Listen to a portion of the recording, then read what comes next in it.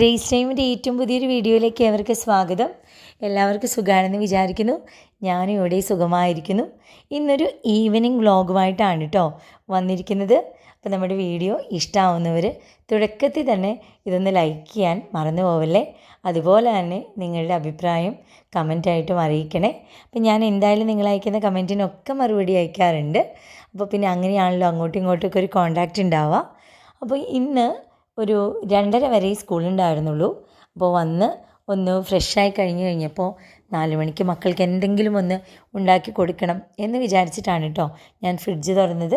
അപ്പോൾ ഫ്രീസറിൻ്റെ ഉള്ളിൽ നമ്മൾ ചക്ക വരട്ടിയിട്ട് വെച്ചിട്ടുണ്ട്. അപ്പോൾ അത് വെച്ച് എന്തെങ്കിലും ചെയ്യാമെന്ന് വെച്ച് നോക്കുമ്പോഴാണ് കഴിഞ്ഞ പ്രാവശ്യം കപ്പ എടുത്തപ്പോൾ മുതൽ എന്നെ നോക്കിച്ചിരിക്കുന്ന പാവം ചക്ക പറിച്ച് വെച്ചിരിക്കുന്ന ഓർമ്മ വന്നത്. അത് കുറച്ച് കാലമായല്ലോ. ഇനിയിപ്പോൾ അടുത്തൊരു ചക്കക്കാലമായി. ഇനിയിപ്പോൾ പുതിയത് വീണ്ടും കിട്ടിത്തുടങ്ങും. അപ്പോൾ പിന്നെ പഴയതൊക്കെ വേഗം എടുത്ത് അവസാനിപ്പിക്കാം എന്ന രീതിയിൽ അതും എടുത്ത് പുറത്ത് വെച്ചു. നിങ്ങൾ നോക്കിയാൽ കാണാം, നല്ല ഫ്രഷായിട്ടാണ് ഇരിക്കുന്നത്. യാതൊരു കേട് സംഭവിച്ചിട്ടില്ല. നമ്മളിപ്പോൾ പറിച്ചെടുത്ത ചക്ക വയ്ക്കുന്ന അതേ ടേസ്റ്റ് തന്നെയാണ് ഇതിനും കിട്ടുക. അപ്പോൾ നമുക്ക് കുറേ കിട്ടുമ്പോൾ ഒന്ന് സ്റ്റോർ ചെയ്യാം, അല്ലെങ്കിൽ പുറത്തൊക്കെ ഉള്ളവർക്ക് കൊടുത്തു വിടാം, ധൈര്യമായിട്ട് കൊടുത്തു വിടാം. അവർക്കും നാട്ടിൽ ചക്കക്കാലമൊക്കെ എത്തുമ്പോൾ നല്ല രുചിയോടുകൂടി കഴിക്കാനൊക്കെ പറ്റൂ കേട്ടോ. അപ്പോൾ ഒട്ടും വെള്ളമില്ലാതെ വേണം കേട്ടോ സൂക്ഷിച്ച് വെക്കാനായിട്ട്. അപ്പോൾ ഞാനത് കറി വെക്കാനെന്ന രീതിയിൽ വട്ടത്തിലരിഞ്ഞ് കുക്കറിൽ അല്പം ഉപ്പ് ചേർത്ത് കുറച്ച് വെള്ളം ഒഴിച്ച് വേവിക്കാൻ വെച്ചിട്ടുണ്ട് കേട്ടോ. ആ സമയം കൊണ്ട് നമ്മുടെ ചക്ക വരട്ടിയത് എടുത്ത് വെച്ചത് കുറച്ചൊന്ന് ലൂസായപ്പോൾ അതിൽ നിന്ന് നമുക്ക് ആവശ്യമുള്ളത് മാത്രം ഞാൻ പാത്രത്തിലേക്ക് എടുത്തിട്ട് ബാക്കി അതേപോലെ സിപ്പ് ലോക്ക് കവർ ടൈറ്റ് ചെയ്തിട്ട് ഫ്രീസറിലേക്ക് തന്നെ തിരിച്ചു വെച്ചിട്ടുണ്ട്. ഇനി നമുക്ക് കുറച്ച് നാളികേരം ചിരകിയത് വേണം. അപ്പോൾ ഞാൻ ആ നാളികേരം ചിരകിയതും അതിലേക്ക് ചേർത്ത് കൊടുത്തിട്ടുണ്ട്. പിന്നെ എൻ്റെ കയ്യിൽ ശർക്കരപ്പൊടി ഉള്ളതുകൊണ്ട് ഒരല്പം ശർക്കരപ്പൊടി ചേർത്ത് കൊടുത്തിട്ടുണ്ട്. ഇത് അത്രയ്ക്കധികം കാടും കരടുമൊന്നും കണ്ടിട്ടില്ലാത്തതുകൊണ്ടാണ് കേട്ടോ നേരിട്ട് ചേർത്ത് കൊടുത്ത്. ഇതിന് പകരം നമുക്ക് ഉരുക്കിയ ശർക്കരയും ചേർക്കാം. അത് ഞാൻ കൂട്ടിക്കുഴച്ചൊന്ന് മിക്സ് ചെയ്തിട്ട് പോകുന്നതേ ഉള്ളൂ. പിന്നാലെ ടീമെത്തി. പക്ഷേ ഞാൻ കാണാതെ വന്ന് നിന്ന് കഴിച്ചു തുടങ്ങിയപ്പോഴാണ് എന്നെ കണ്ടപ്പം വേഗം ഓടിപ്പോകാനുള്ള പരിപാടിയായിരുന്നു. കാരണം ചക്ക വരട്ടിയതും തേങ്ങയും ശർക്കരയും കൂടെ കൂടുമ്പോൾ ഒരു ഭയങ്കര ടേസ്റ്റല്ലേ. ഞാൻ വിചാരിക്കാറുണ്ട്, ഞാനെൻ്റെ കുട്ടിക്കാലത്ത് പഞ്ചസാരയും തേങ്ങയും അതുപോലെ ശർക്കരയും തേങ്ങയൊക്കെ ഇങ്ങനെ അടയുടെ ഉള്ളിലൊക്കെ വെക്കാൻ വേണ്ടി കൂട്ട് തയ്യാറാക്കി വെക്കില്ലേ. എന്തോരം വാരി തിന്നിരിക്കണേ. വിളയിച്ച് കഴിഞ്ഞാലും ആ പാത്രം അവസാനം വടിച്ച് കഴിക്കാനായിട്ട് പോയി നിൽക്കാറുണ്ട്. അത് ഇപ്പോഴും ആ സ്വഭാവത്തിന് മാറ്റമൊന്നുമില്ല. പിന്നെ നമ്മുടെ മക്കളെ പറഞ്ഞിട്ട് വല്ല കാര്യമുണ്ടോ. പിന്നെ നമ്മുടെ വീട്ടിൽ ഇടനേലയുണ്ട്. അപ്പോൾ വഴനയില, ഇടനയില എന്നൊക്കെ ആയിരിക്കും ഓരോ നാടുകളിൽ പറയുന്നുണ്ടാവുക. അപ്പോൾ പിന്നെ ആ ഇലയൊന്ന് ഒടിച്ചെടുത്ത് കൊണ്ടുവരികയാണ്. അതിൻ്റെ മുകളിലത്തെ കൊമ്പായം കൊണ്ട് ഒടിഞ്ഞു പോകുമെന്നൊക്കെ പേടിയുണ്ടായിരുന്നു. പക്ഷേ കുഴപ്പമൊന്നും ഉണ്ടായില്ല. ഇനി നമുക്ക് ഈവനിങ്ങിന് വേണ്ടിയിട്ട് കുമ്പിളപ്പം ഉണ്ടാക്കാം.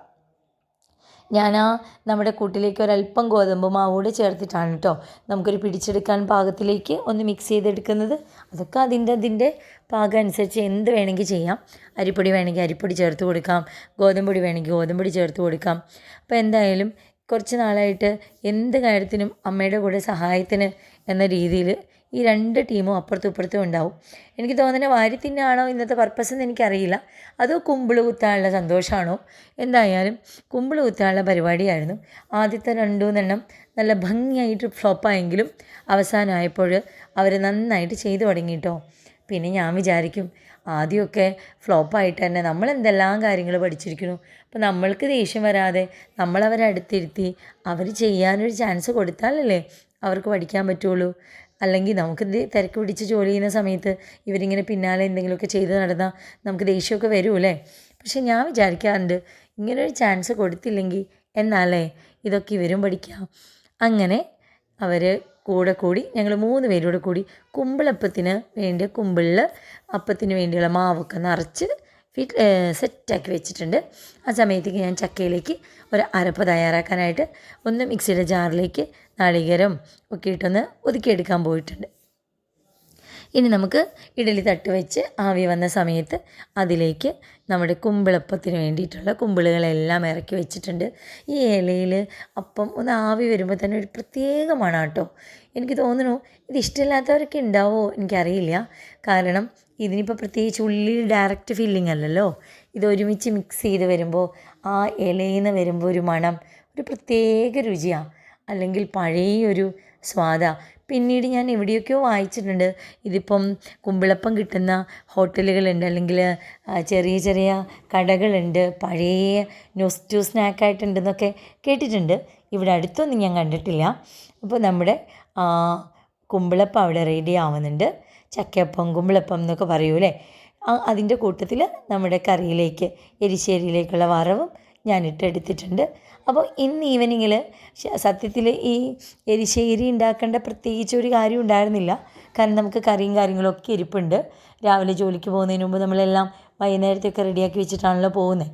പിന്നെ ഒന്നൊന്ന് ചൂടാക്കേണ്ട ആവശ്യമുള്ളൂ. പക്ഷേ ഇന്നിപ്പോൾ എനിക്ക് ഇത് ചെയ്തപ്പോൾ എന്തായാലും അതും കൂടെ ചെയ്യാൻ തോന്നി. അപ്പോൾ അതുകൊണ്ട് തന്നെ നമ്മുടെ ഫ്രീസർ ഏകദേശം കാലിയായിട്ടിരിക്കുകയാണ് കേട്ടോ. അങ്ങനെ ആവിയൊക്കെ വന്ന് കുമ്പിളപ്പമൊക്കെ റെഡി ആയിട്ടുണ്ട്. ഇനി മൊത്തത്തിലൊന്ന് വീടൊന്ന് അടിച്ചു വാരട്ടെ. സാധാരണഗതിയിൽ ഞാൻ രാവിലെ ജോലിക്ക് പോകുന്നതിന് മുമ്പ് അകമൊക്കെ ഒന്ന് ഒതുക്കി പെറുക്കി വെക്കാറേ ഉള്ളൂ. അടിച്ചു വാരലൊക്കെ വൈകുന്നേരം സ്കൂളിൽ നിന്ന് വന്നതിന് ശേഷമാണ് കേട്ടോ.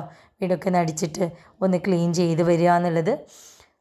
രാവിലെ എന്നാൽ വല്ലാണ്ട് പൊടിയും കാര്യങ്ങളൊന്നും ഉണ്ടാവില്ല.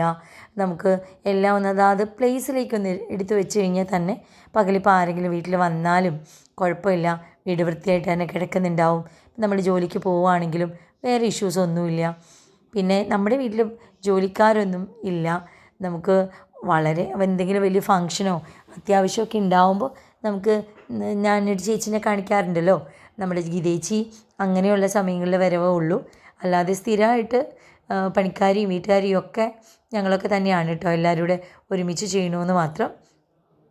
അപ്പോൾ ഇച്ചുവിന് ഇന്ന് ജോലിയുണ്ട്. ഇച്ചുവിന് ഫുൾ ഡേ ആണ്. ഞങ്ങൾ ഉച്ചയ്ക്ക് പോകുന്നെങ്കിലും ഞങ്ങളൊരു ഉച്ചയ്ക്കല്ല കേട്ടോ, ഞങ്ങൾ 2:30 പോന്നു. ഇച്ചു ഇപ്പോൾ ഒരു 4 മണിയാകുമ്പോഴത്തേക്കും എത്തുമ്പോഴത്തേക്കും ഞാൻ മൊത്തം ഒന്ന് അടിച്ചു വാരി എല്ലാം ഒന്ന് ഒതുക്കി പെറുക്കി വേഗം ആവാൻ വേണ്ടിയിട്ട് ചെയ്യുന്നതാണ്.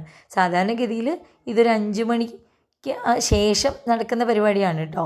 കാരണം നമ്മൾ സ്കൂളിൽ നിന്ന് വന്ന് നമ്മുടെ കാര്യങ്ങളൊക്കെ നോക്കി അതിന് ശേഷമാണല്ലോ ഈ അടിച്ചുവാരലും വൃത്തിയാക്കലും ഒക്കെ നടക്കുക. അപ്പോൾ അത് ഇന്ന് കുറച്ച് നേരത്തെ ആണെന്ന് മാത്രം. പിന്നെ ഞാൻ പറയണ പോലെ എല്ലാവരും പറയാറുണ്ട് വീടിൻ്റെ ഉള്ളിൽ ഒന്ന് ഡീറ്റെയിൽ ആയിട്ട് കാണിക്കാനൊക്കെ. ഞാനിങ്ങനെ വിചാരിക്കാറുണ്ട്. നമ്മൾ കബോർഡും കാര്യങ്ങളൊക്കെ ചെയ്യുന്നതിന് മുമ്പ് നമ്മുടെ ഒരു ഹോം ടൂർ ചെയ്തിരുന്നു കേട്ടോ. എന്നപ്പോഴത്തേക്കും ഇച്ചു വന്നിട്ടുണ്ട്.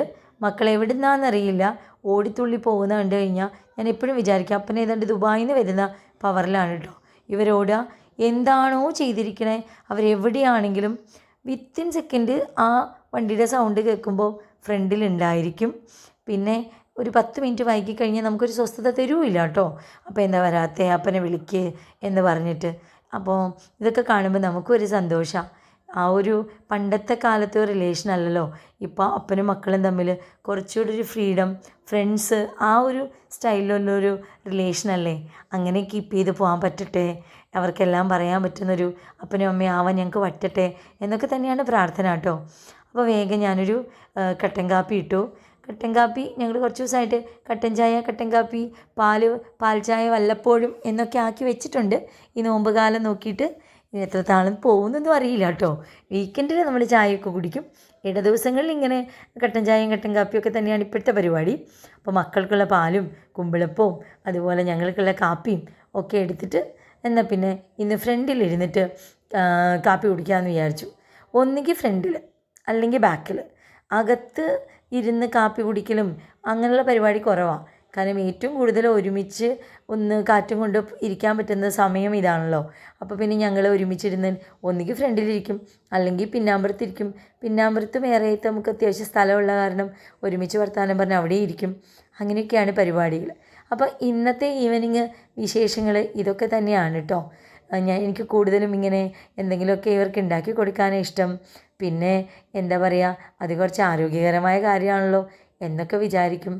ജോലി കഴിഞ്ഞ് വന്നാൽ മടിയല്ലേ വയ്യല്ലോ എന്നൊക്കെ വിചാരിക്കുമ്പോൾ എനിക്ക് പക്ഷേ നമുക്ക് തോന്നും നമ്മുടെ അമ്മമാരും ഇങ്ങനെയൊക്കെ നമുക്ക് ഉണ്ടാക്കി തന്നില്ലേ എന്നുള്ള ഒരു കുറ്റബോധം ഇങ്ങനെ വരും. അപ്പോൾ ഇന്നത്തെ വിശേഷങ്ങൾ ഇങ്ങനെയൊക്കെയാണ്. അപ്പോൾ അടുത്ത വിശേഷവുമായിട്ട് അടുത്ത വീഡിയോയിൽ കാണാം. Grace time. Thank you.